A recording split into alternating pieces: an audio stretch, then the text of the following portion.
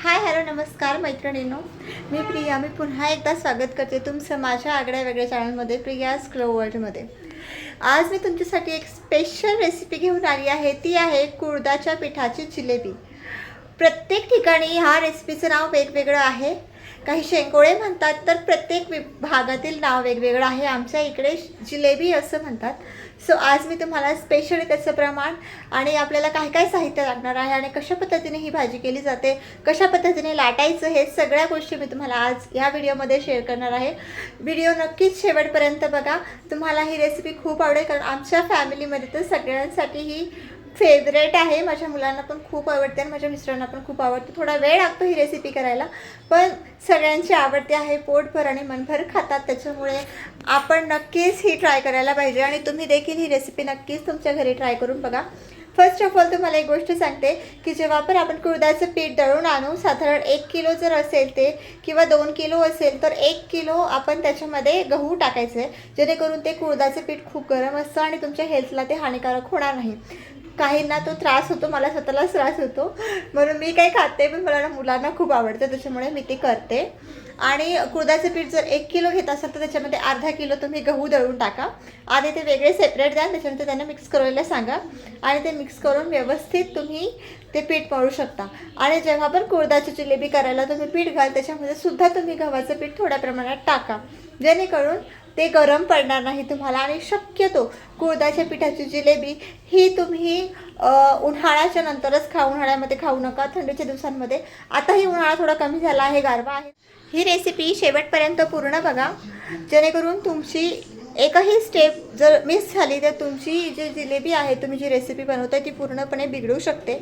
कारण step by step जेव्हा आपण ती जिलेबी शिजायला लावतो, ज्याप्रमाणे मी फोडणी देते, त्याच्यानंतर ज्याप्रमाणे उकळी आल्यानंतर ते जिलेबी टाकते, त्या सगळ्या स्टेप फॉलो करणं खूप गरजेचं आहे. नाहीतर आपली जिलेबी पूर्णपणे बिघडते, नंतर त्याचा पूर्णपणे गाळ होतो. आपल्याला तो गाळ न होता ते सेपरेट नूडल्स आले पाहिजे. त्याच्यामुळे ती रेसिपी शेवटपर्यंत बघा आणि व्यवस्थित बघा, विदाऊट मिसिंग.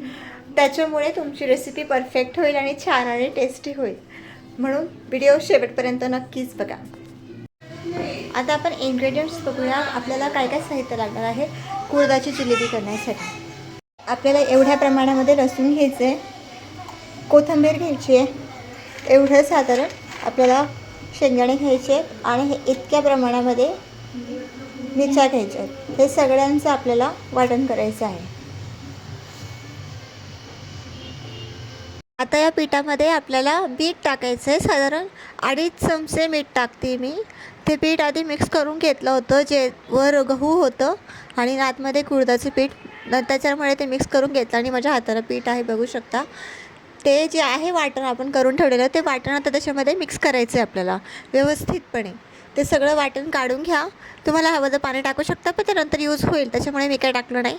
मग आता ते जे आहे वाटण आपण करून ठेवलेलं, ते एकदम बारीक करा व्यवस्थित. त्याच्यामध्ये गाठी वगैरे राहू देऊ नका, शेंगदाण्याचे वगैरे तुकडे राहू शकतात, ते शक्यतो राहू देऊ नका. व्यवस्थित करा आणि व्यवस्थित ते मळून घ्यायचं आहे आपण पाणी लावून. चिकट असतं ते पीठ खूप, त्याच्यामुळे थोडा त्रास होतो मळायला, पण व्यवस्थित पुसून वगैरे आपण मळायचं आहे. ते आपल्याला माहिती पीठ कसं मळायचं, सो आपण व्यवस्थित मळू शकतो. ते पीठ आपल्याला जास्त घट्ट पण मळायचं नाही आणि खूप सैल पण मळायचं नाही, मीडियम मळायचं. आपण पोळीला जसं मळतो तशाच पद्धतीने घेतलं आपण. त्याच्यामध्ये आपल्याला एक छोटीशी पोळी होईल इतकं जे पीठ आहे, हे इतकं पीठ आपल्याला याच्यात भिजत घालायचं आहे. ते आपल्याला नंतर रस्स्यामध्ये टाकायचं आहे, जो आपण करणार आहोत त्याच्यानंतर. हे बघा, अशा पद्धतीने हा भिजत घालून द्यायचा आहे. वा. आणि हे आता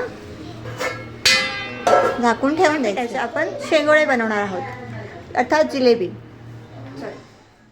आता ते जिलेबी मी रोल करायला स्टार्ट करते. बघू शकता, थोडंसं तेल हातामध्ये लावलं आहे मी आणि पोलपाटावर ते रोल करते आहे. इतकं परफेक्ट फास्ट जमत नाही मला, पण मग मी तरी माझं थोडं स्पीड वाढलं आहे. खूप वेळ लागतो हे सगळं करायला. साधारण एवढ्या पिठाला मला 1 तास तरी लागला करायला.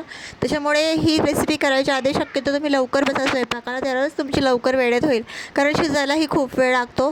साधारण 4 ते 5 शिट्ट्या तरी आपल्याला मीडियम फ्लेमवर होऊ द्यावे लागतात, तरच ते शिजतात, पण टेस्टला एक नंबर लागतात आणि हेल्दी पण असतात.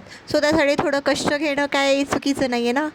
सो अशा पद्धतीने तुम्ही व्यवस्थित एकसारखे रोल करू शकता. जशा प्रकारे शेवया अगोदरच्या बायका हाताने करायच्या तशाच आपल्याला हाताने करायचं आहे. रोल करत राहायचं आहे. ते तेल थोडंसं लावा, जास्त तेल लावू नका हाताला. जितकं गरजेचं आहे तितकं. त्यासाठी पीठ व्यवस्थित मळणं जास्त गरजेचं आहे. पीठ व्यवस्थित मळलं गेलं तरच हे आपल्याला पटापट रोल करता येतात. अशा पद्धतीने मोकळे टाकायचे आहेत. एकाच जागी खूप टाकू नका.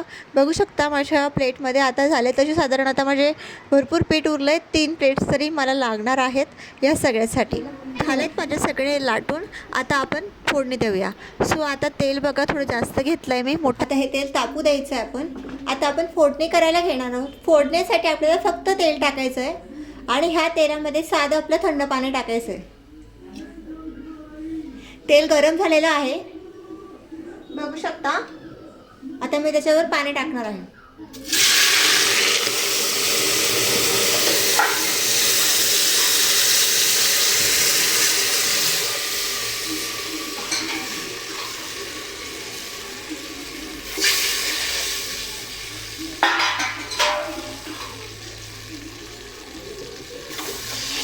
पण 7 ते 8 ग्लास आपल्याला याच्यामध्ये पाणी टाकायचं आहे, बघू शकता तुम्ही. आणि आता हे माझे जे जिलेबी आहे ते सगळे लाटून झालेले आहेत, पेलून झालेले आहेत. हे बघू शकता सगळे रोल केलेले आहेत मी. 3 झालेले आहेत. आता हे उकळी आलेली आहे ऑलरेडी. फास्ट गॅस करते, उकळतंय पाणी. त्याच्यामध्ये आपण थोडे टाकायचे. हे टाकायचंय, परत झाकण ठेवून द्यायचंय. थोड्या वेळाने परत उकळी येऊ द्यायची.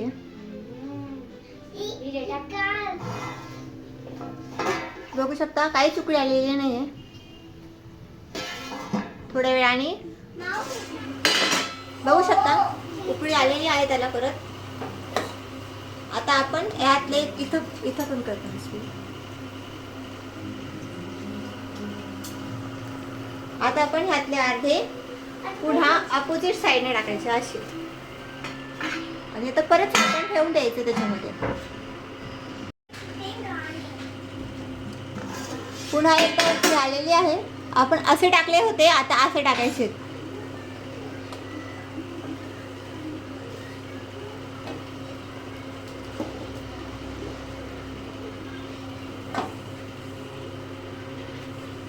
पुन्हा झाकण ठेवून द्यायचे. आता हे एवढे उरलेले आहेत. हे आता आपण असे टाकायचे. पुन्हा एकदा उकळी आलेली आहे, बघू शकता. त्याला थोड्या वेळ अजून झाकण ठेवायचे. व्यवस्थित उकळी आली पाहिजे, मगच आपण दुसरे टाकायचे. कारण आपल्याला ते मोकळे हवेत, त्याचा पूर्ण गाळ नकोय. उकळी आलेली आहे. आता अशा पद्धतीने परत टाकायचे. पुन्हा झाकण ठेवून द्यायचं. ह्याचे पीठ आपण ऑलरेडी भिजवून ठेवलं होतं, बघू शकता. छान प्रकारे ते मिक्स झालेलं आहे. ते पूर्ण गाळ करायचं आहे आपल्याला, जेणेकरून जो रस्सा आहे ना जिलेबीचा तो थोडासा घट्ट होईल. खूप पातळ होणार नाही, टेस्ट पण लागेल छान. तो व्यवस्थित असा मिक्स करून घ्यायचा आहे. पूर्ण ते गाठी आहेत ना त्या पिठाच्या पूर्णपणे मोकळ्या करायच्या आहेत आणि पूर्ण त्याचं पीठ तयार करायचं आहे, पाणी तयार करायचं आहे. पुन्हा एकदा उकळी आलेली आहे. आता आपण त्याच्यामध्ये हे जे पाणी होतं ते टाकायचं. उकळी तर गेली.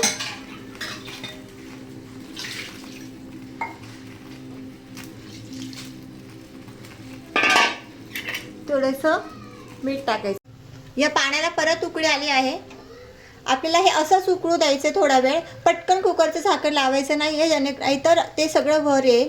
आपल्याला थोडा वेळ हा जो फेस दिसतोय तो पूर्णपणे आत गेला पाहिजे. तोपर्यंत आपल्याला हे असंच ओपनली उकळू द्यायचं आहे आणि त्याच्यानंतर झाकण लावायचं. थोडा गॅसची फ्लेम आहे ती मीडियम करायची आहे, जेणेकरून उतू जाणार नाही. लक्ष द्यायचं आणि मग झाकण लावायचं. हे स्टेप बाय स्टेप जर आपण बघितलं तरच ही रेसिपी छान होते. म्हणून व्हिडिओ हा शेवटपर्यंतच बघा, जेणेकरून तुमची रेसिपी बिघडणार नाही. बघू शकता व्यवस्थित त्याचा फेस गेलेला आहे आतमध्ये. आता आपण त्याला कुकर झाकण लावायचं.